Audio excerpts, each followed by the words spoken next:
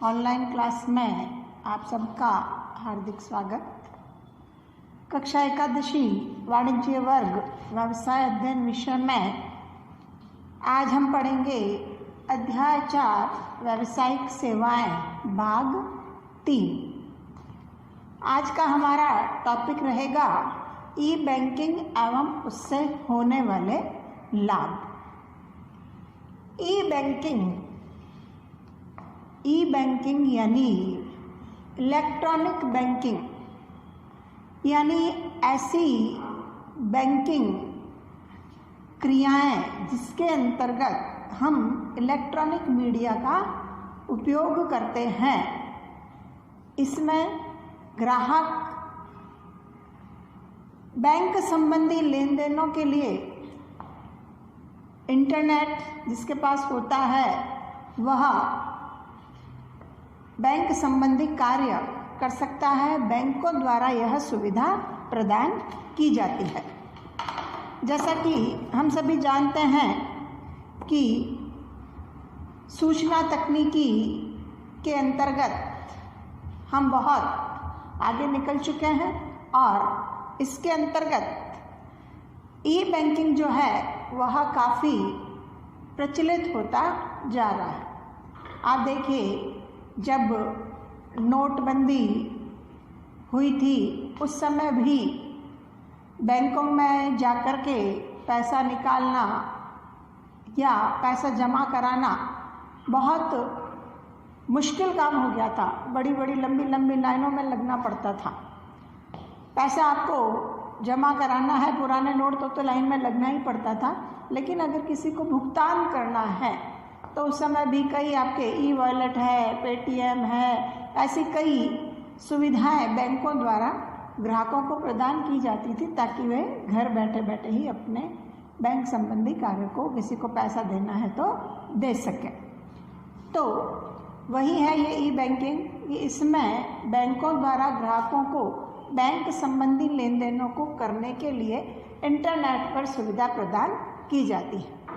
इसमें जो ग्राहक होते हैं वह अपने निजी कंप्यूटर, पर्सनल जो पीसी होता है उस पर, या आजकल सबके पास फ़ोन है, मोबाइल फ़ोन जिसमें नेट होता है, तो उस पर वेबसाइट खोलकर बैंकों की वेबसाइट के साथ जुड़ करके बैंक संबंधी कोई भी सामान्य बैंक के जो कार्य हैं उनको कर सकता है और बैंक की किसी भी सेवा का लाभ प्राप्त कर सकता है। जिसके अंदर हम बता सकते हैं कि ग्राहक अपने अकाउंट्स की अगर अकाउंट की जानकारी प्राप्त करना चाहता है कि भाई कितने पैसे जमा हैं, कितने पैसे निकाले गए हैं, तो उनसे संबंधित सारी जानकारी वह प्राप्त कर सकता है।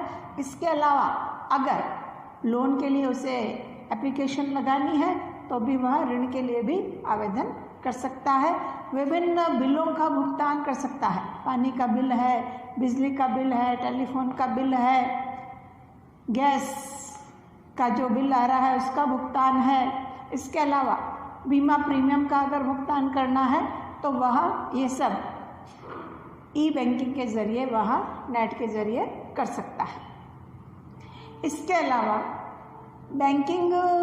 बैंकों द्वारा विभिन्न प्रकार की और भी कई सेवाएं, जिसमें आता है आपके एटीएम है, ऑटोमेटिक टेलर मशीन जिसको हम कहेंगे हिंदी में स्वचालित टेलर मशीन, जिसके द्वारा हम 24 घंटे दिन में 24 घंटे हमको ये सुविधा प्राप्त होती है 365 दिन।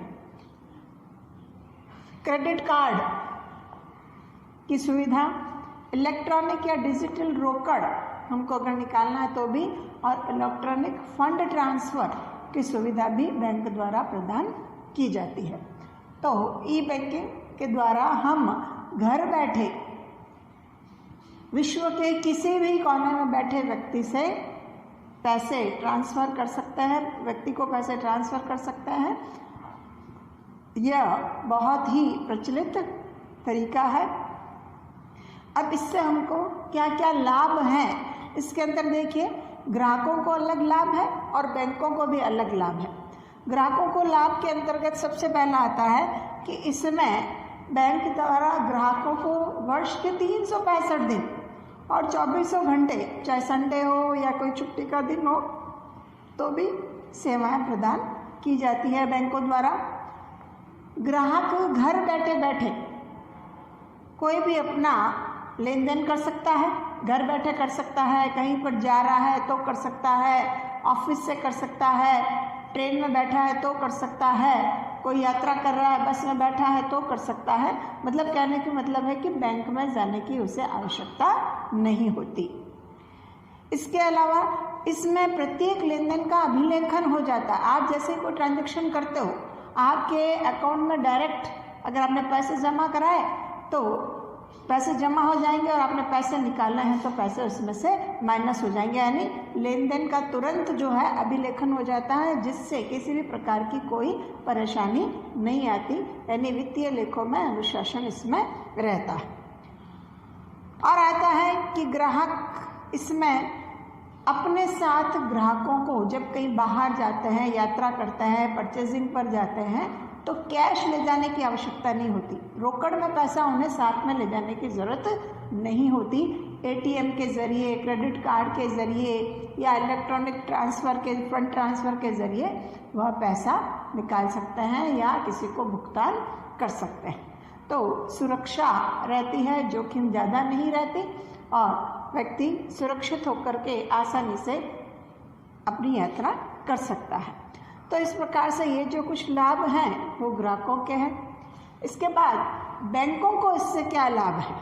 तो बैंकों को इससे लाभ में आप देखिए, सबसे पहला है कि इससे बैंकों की प्रतियोगी शक्ति जो है वह बढ़ती है।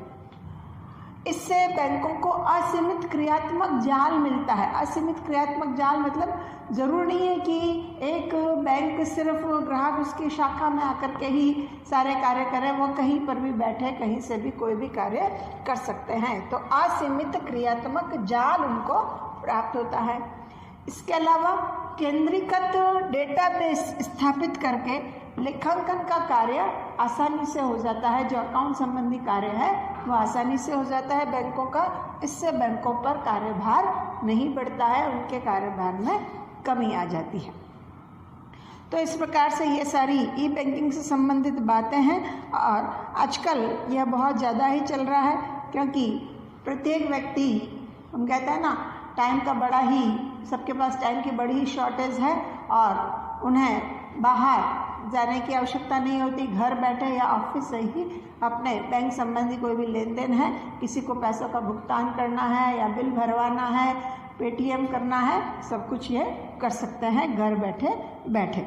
यानी हम कह सकते हैं कि वर्ल्ड वाइड और ई कॉमर्स ने दुनिया को एक डिजिटल भूमंडलीय गांव यानी मतलब संपूर्ण विश्व एक गांव के समान, यानी हम आसानी से, जिस प्रकार से हम गांवों से आसानी से संपर्क कर सकते हैं, उसी तरीके से विश्व के किसी भी कोने में बैठे व्यक्ति से या किसी भी कोने में व्यवसाय कर रहे व्यक्ति को अगर हमें भुगतान वगैरह करना है तो ये ई बैंकिंग एक अच्छा माध्यम है भुगतान करने का।